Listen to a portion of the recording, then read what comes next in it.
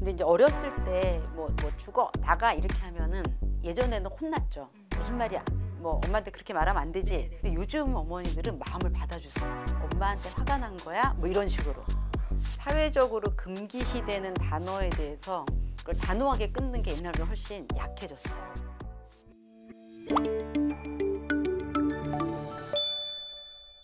안녕하세요. 교육 고민을 대신 물어봐주는 교육대기자TV. 오늘은 구독자분들의 고민을 시원하게 풀어드리는 대기자 상담으로 함께하도록 하겠습니다. 오늘도 현실 조언해 주실 조선미 교수님과 함께하겠습니다. 교수님 인사 부탁드립니다. 네, 안녕하세요. 아주대학교 정신건강의학과의 조선미입니다. 4학년 외동딸의 충격적인 말에 엄마를 향한 부정적인 메시지에 상담 요청을 하신 사연 읽어보도록 하겠습니다. 어릴 때부터 말을 잘 듣고 겁이 많아서 엄마 없으면 안 되는 아이였고 친구들과 마찰을 일으키지 않는 성격도 좋은 외동딸이에요.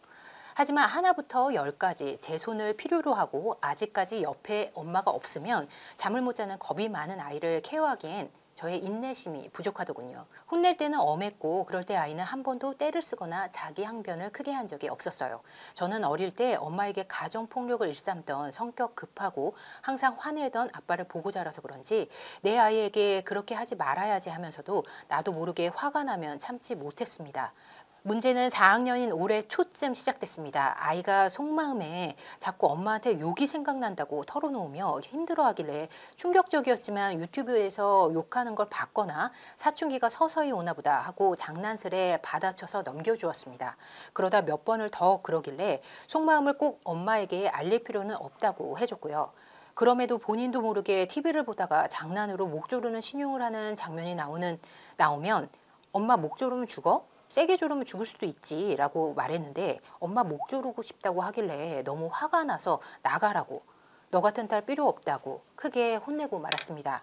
다음날 아이는 아무렇지 않더군요.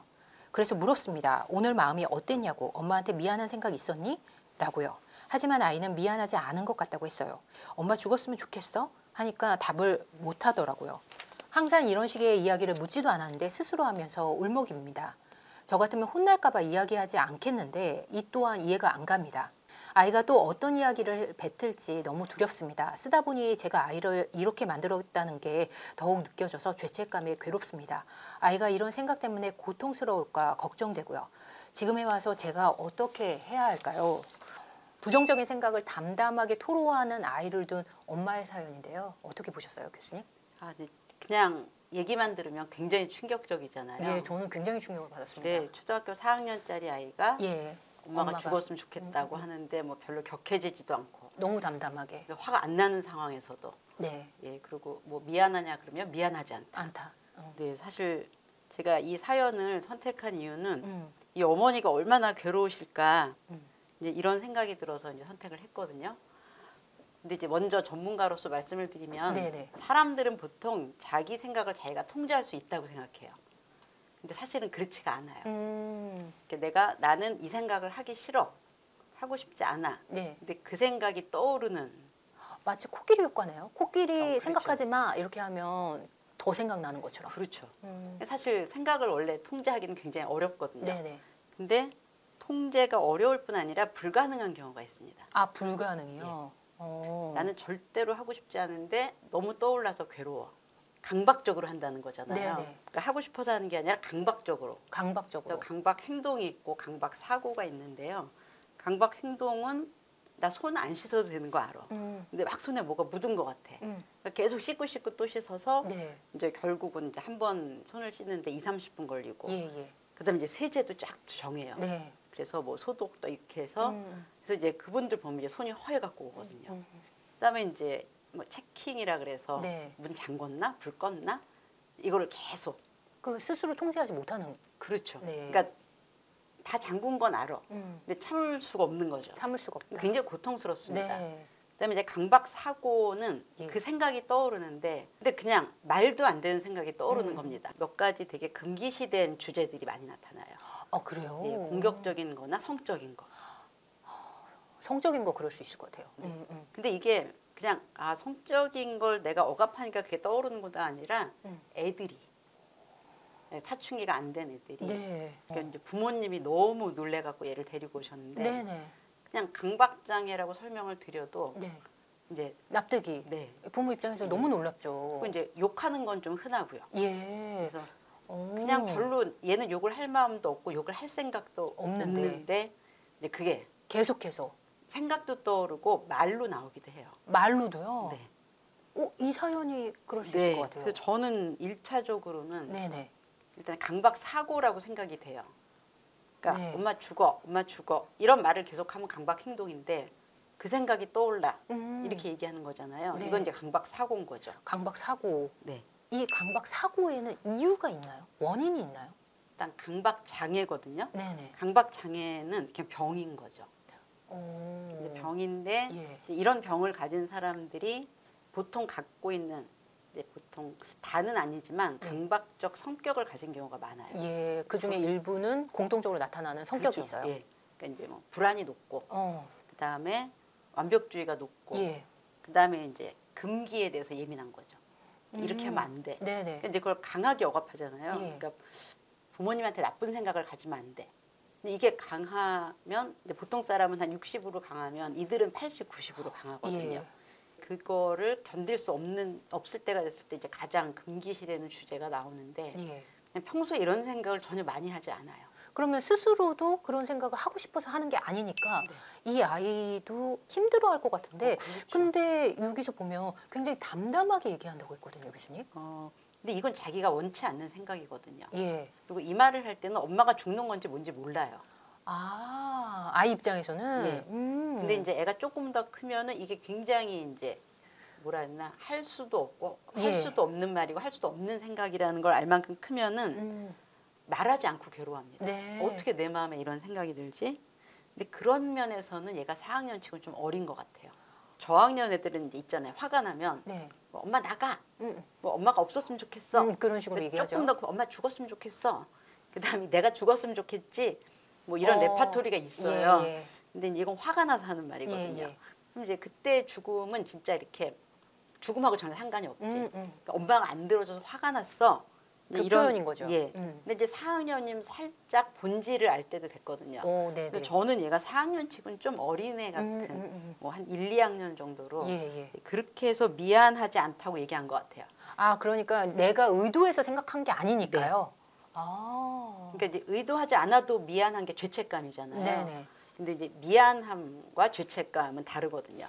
근데 죄책감은 이게 기본적으로 뭘 의미한다. 이건 죄구나. 네네. 실수가 아니라 죄구나 하는 걸 이해해야 돼요. 예, 그러면 이 친구는 앞으로 본격적으로 그 죽음이 주는 메시지, 의미를 깨닫게 되면 엄마한테 이렇게 메시지를 남겼다는 게 죄책감으로 남을까요?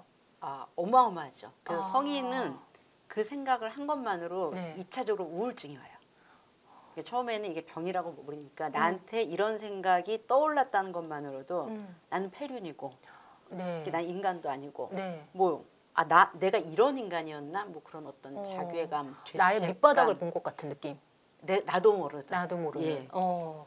그러니까 이제 지금 애가 이런 얘기를 하면서 이제 울먹인다 그랬거든요. 네네. 그러니까 이제 엄마가 되게 혼란스러우실 것 같아요. 미안하진 않은데 울거든요.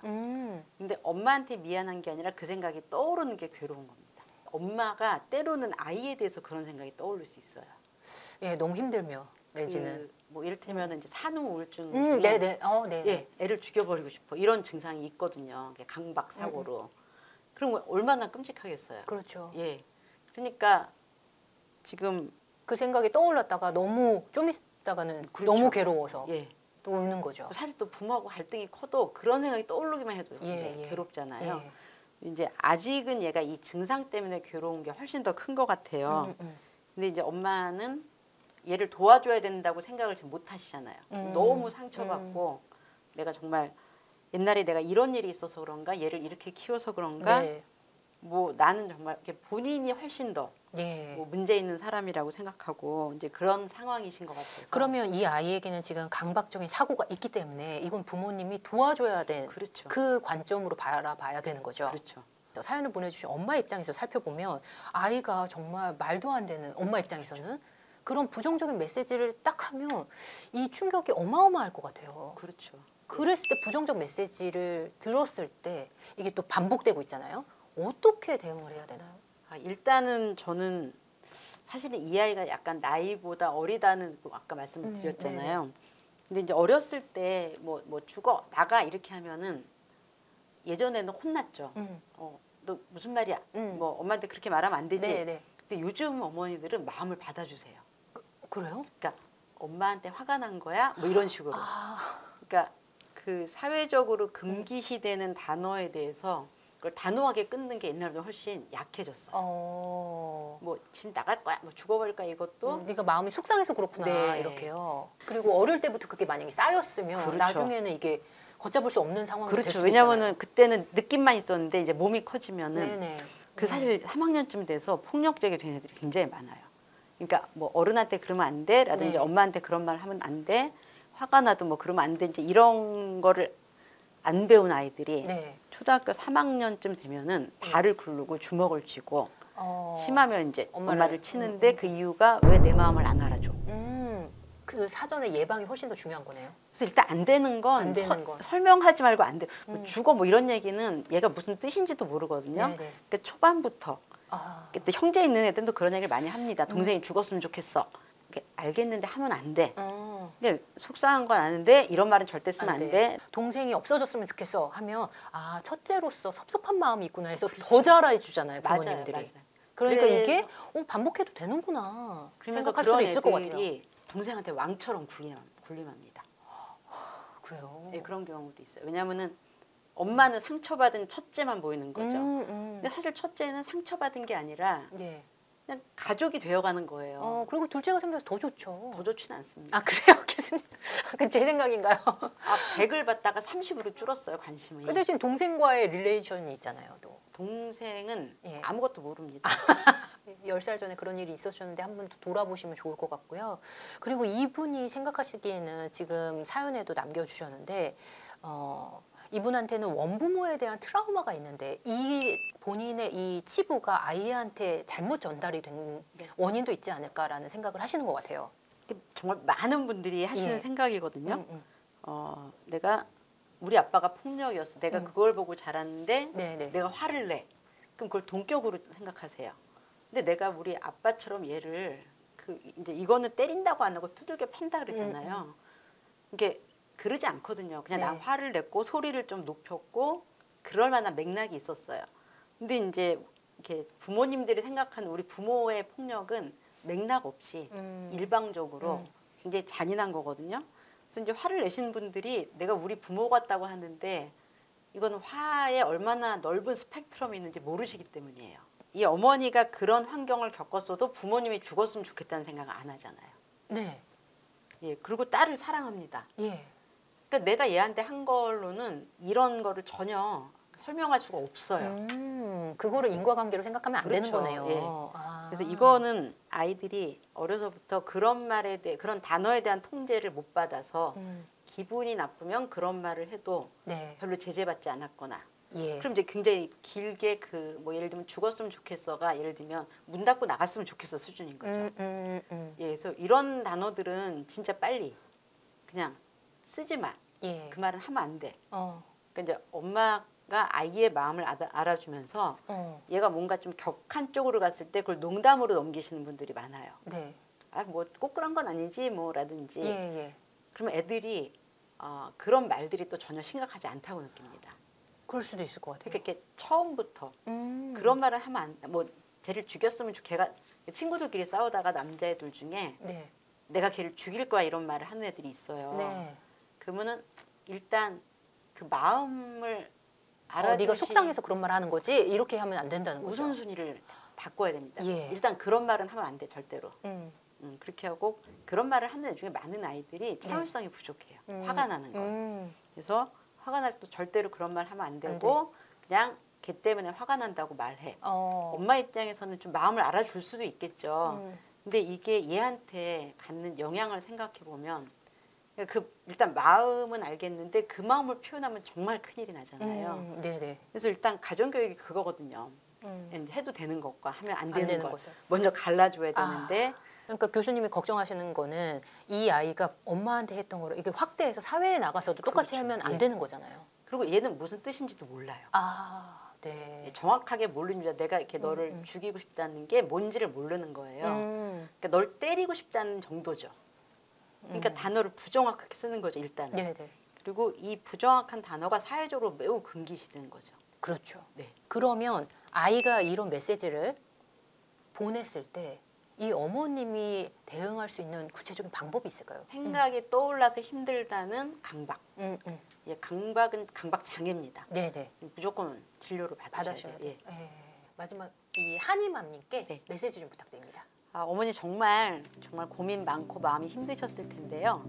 아이는 엄마가 죽었으면 좋겠다는 생각을 하는 게 아니라 그런 생각이 자기도 모르게 떠오르는 강박 장애라는 네, 그런 고통스러운 병을 갖고 있거든요. 그러니까 엄마도 힘들지만 아이도 원치 않는 생각이 계속 떠올라서 힘들다는 걸 이해해 주시고요. 빨리 아이를 데리고 가서 치료를 받으시면 되고 이 병은 그냥 기질적인 특징이 많이 원인이 있어요. 불안이 높고 완벽주의적인 사람들한테서 많이 나타나고요. 이제 거꾸로 이런 사람들이 훨씬 더 양심적입니다. 그래서 이제 이 병이 나아지면 이전에 좋은 관계로 다 회복을 할 테니까요. 걱정하지 마시고 지금부터는 전문가한테 맡기시면 될 것 같습니다. 스스로 원인을 해결하려고 막 하다 보니까 옛날에 트라우마까지 나오고 그러신 것 같아요.